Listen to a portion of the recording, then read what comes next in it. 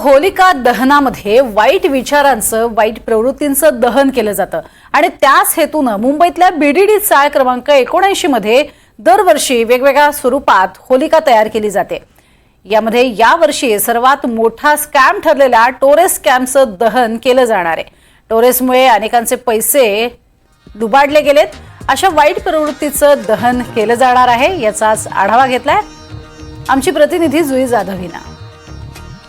आज रात्री होलिका दहन केलं जाणार आहे, मात्र वाईट वृत्तींचा आपण विचार दहन करतो त्याचं प्रतिकात्मक म्हणजे होळी दहन केली जाते। मी सध्या उभी आहे वरळी बीडीडी चाळ इथल्या 79 क्रमांक इमारतीच्या बाहेर आणि आपण इथे पाहतोय की एक इथे प्रतिकृती उभी केली आहे, ती म्हणजे टोरेस कंपनीची। 2024 मधला सगळ्यात मोठा स्कॅम म्हणजे टोरेसचा स्कॅम। टोरेसचा स्कॅम नेमका काय होता की लोक पैसे गुंतवायचे आणि त्या बदल्यामध्ये लोकांना डायमंड्स म्हणजेच हिरे जे आहेत ते दिले जायचे। त्याचंच प्रतिकृती आपण इथे पाहतोय की एक इथे टोरेस कंपनीचा मालक उभा केलाय, त्याचा इथे पुतळा उभा केला आणि त्याचा चेहरा राक्षसी दिलेला आहे। त्यासोबतच त्याच्या एका हातामध्ये पैसे आहेत आणि दुसऱ्या हातामध्ये हिरे आहेत।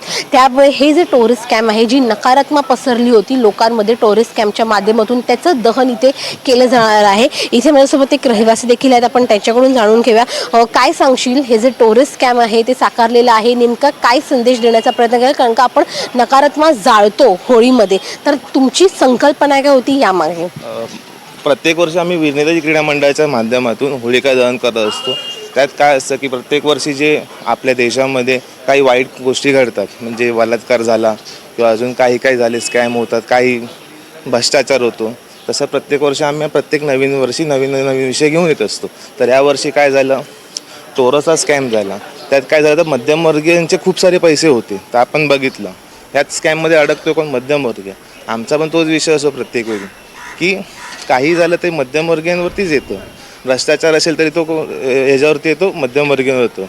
स्कॅम मध्यमवर्गीयांवरती येतो आणि आम्ही सगळे इथे आहेत ना जे, ते सुद्धा मध्यमवर्गीच राहणार बीडीचा इथले।